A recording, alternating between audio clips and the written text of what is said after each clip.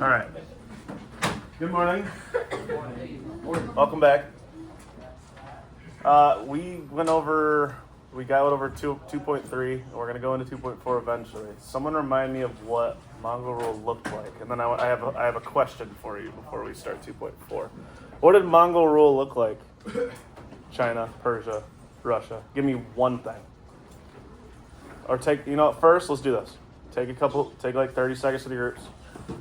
Chat about it. Be ready to share one comparison. I know we talked about it. I'm just making sure it's still fresh in your brain. Cool? Ready, go.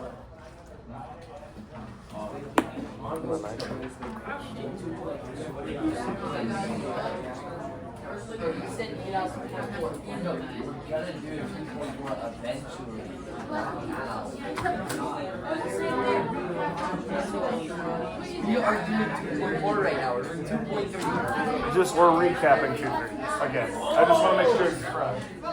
What did I tell you? Never really went back. China, Russia, but Persia, they're really adapted. They like it. Yep. So what the Mongols are going to do is so I was talking smack about them. Instead of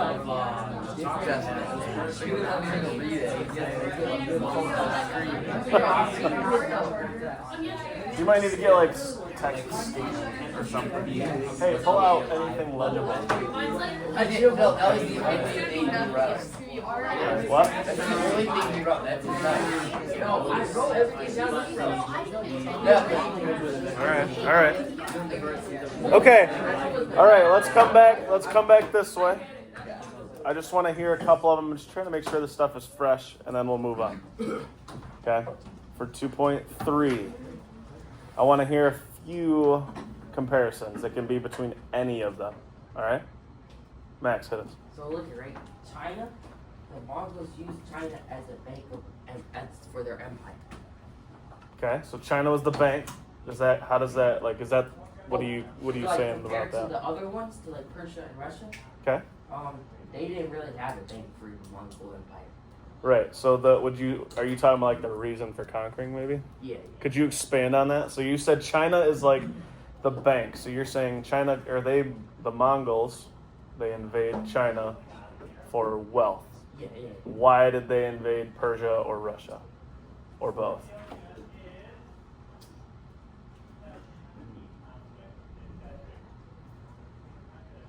For the resources? Maybe, but they went to China for resources. I'm going to come back to you, okay? Here's what I want you to think about. Are you ready? Okay. Remember how many people they took out in Persia? Oh, they took out. Hang on. Think about it. I'm coming back. Don't answer that question.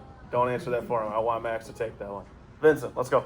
the Chinese and the Russians were Yeah, so they both, the Mongol rule in China and Russia, they both end in an eventual revolution. Why did it end in China? Do you remember? What was the legend, the story behind it?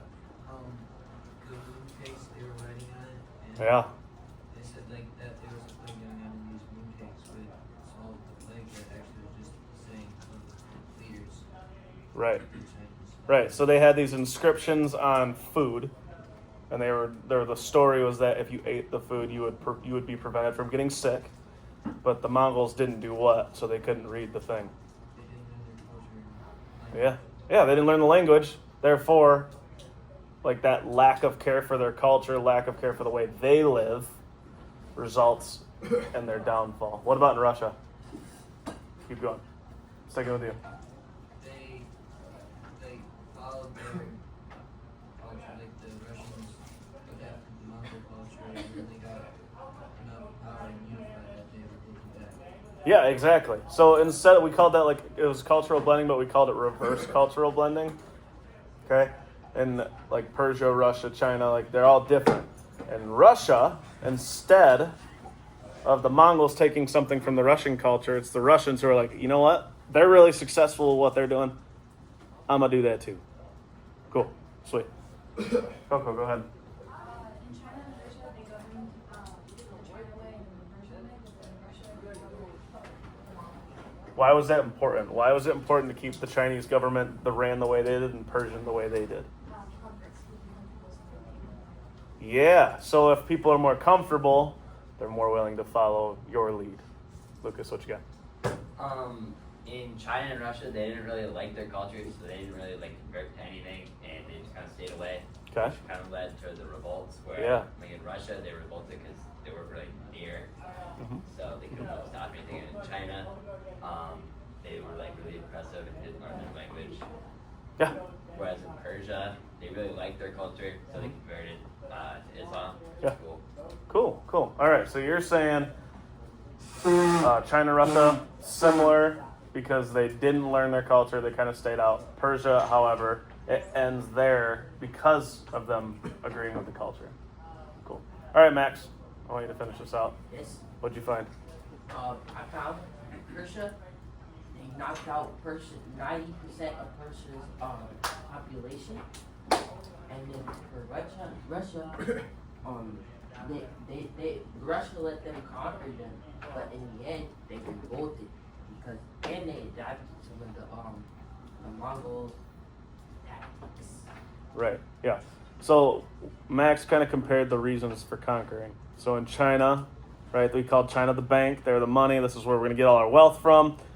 In Persia, there was already conflict between them. A Persian emperor takes out a couple of the Mongol nomads at the time. We know that the Mongols don't really like outsiders, so if they take out a couple of their own, bad news, right? They take out 90%. You were lucky to leave with 3 people if there was a place of 30 people, remember? Yeah. And then in Russia, it was more of a, like, if you're looking for like a reason to conquer, it was another way for them to expand on their ideology, right? They wanted to conquer the world.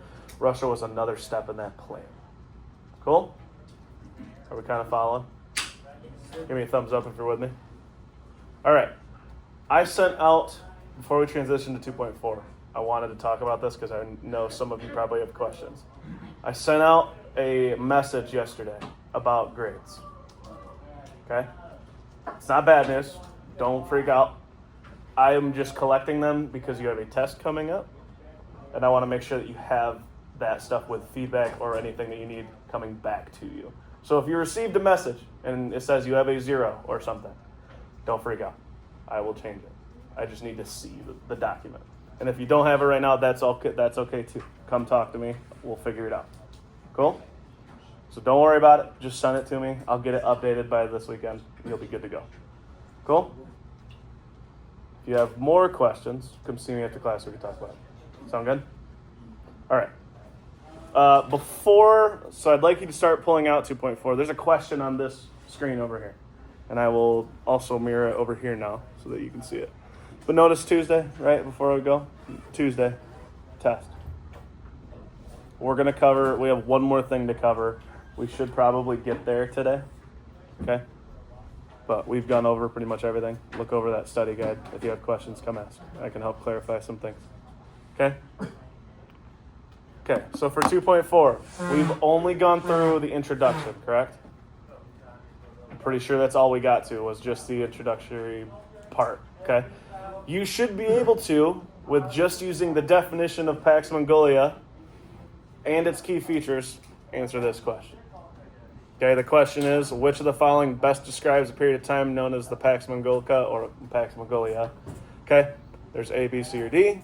Take a second with your groups, take a minute, read through these, try to answer that question. Use your notes. You have them, use them. All right? Take a minute, ready to go.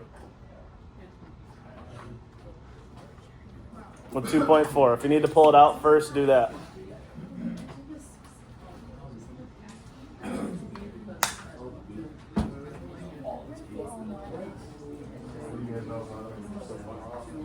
We've only gone over that.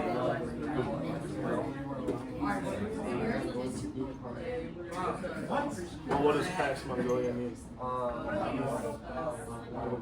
Exactly. So if you know what that means, you're probably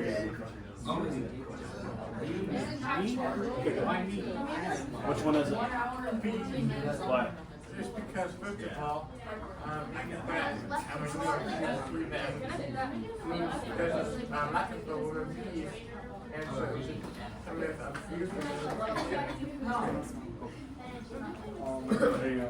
with me? Yeah, no, I'm pulling it out. Oh.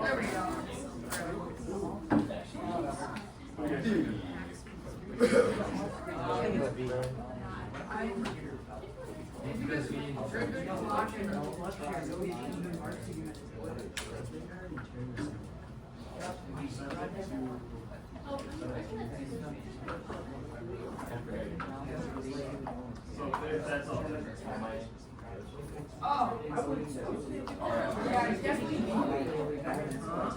All right, what are we thinking? I'm already forgetting what you said you wanted me to call you something different today because it's a name change day. What was the name change? What was it again? Ariana. Okay, sure. Ariana, tell me what it is. I think it was B. I think it is B. Because, Okay. yeah. Yeah. Because it's like Pax Mongolia means like Mongol peace, and it was like a time of peace, and it was like everything was stable, and it was like good. So that's why I think. It was stable and good. Yeah. Okay. What does Pax Mongolia mean? Mongol peace. So if I was looking at that, I already know what Pax Mongolia means. The first thing I'm thinking is, do I see anything that talks about peace or the Mongol peace at all? And you're scanning through this. I see no peace in A. I see peace in B, so I'm thinking B right now. I don't see peace in C, and I don't see peace in D. So that would be like a way to like look at a question. Okay, I know what that means. Maybe there'll be something that references that right away. Cool? All right, so yeah. That is that introductory portion, okay? If you already have 2.4 out in front of you, that's great. If you don't, pull that out. I'm going to go over part 1. I don't think we got to part 1. We did the introduction, and then we're going to look at the causes. Okay? So slide down to causes. I will get there in a second. Let me pull it up. Oh, boy.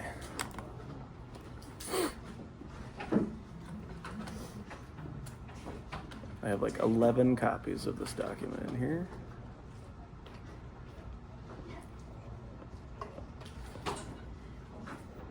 What's happening here?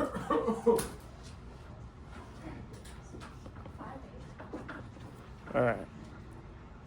Let me make sure I block my answers so I don't just give you all the answers. That would be too easy, right?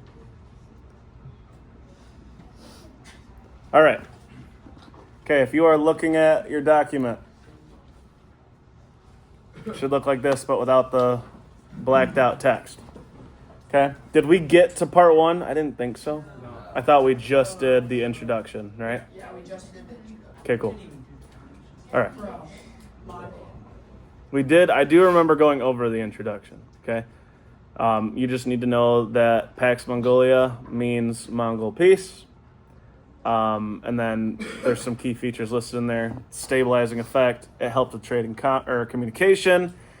Now we have the world connecting from east to west with peace, right? That's a big deal. And there's 4 major groups. Okay, I had a student, I believe we had someone here ask this question as well, if it had to do with like a chronological peace or if it was just groups.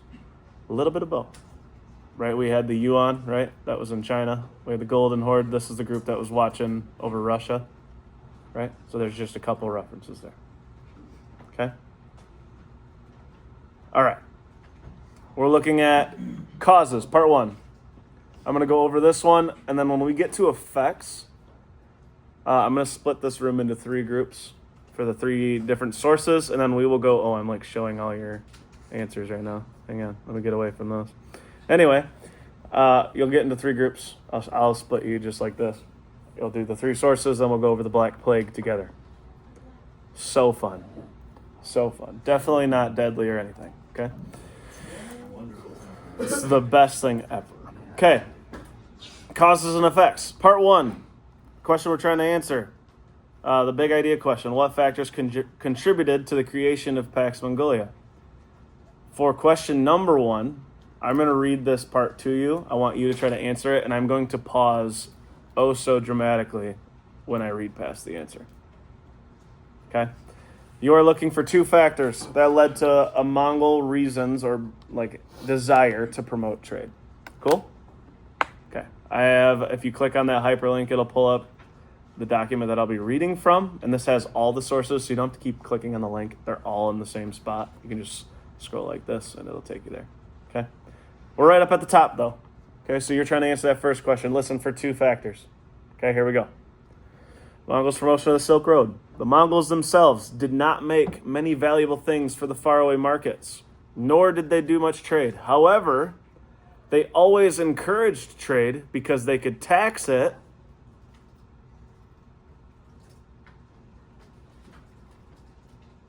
and get money from more advanced civilizations. What's one of the factors? They get taxed it. Why is that important? Because they get money off it. Yeah, and we're talking about the Silk Road. Do you guys remember anything about the Silk Road from, I think, what was that, 7th grade for you guys? Anton, what do you remember? A lot of people use it. A lot of people use it, right? So if there's a ton of people using this road, and they get to tax every transaction. Imagine the profit. That's crazy. Okay? All right, I'm going to continue on.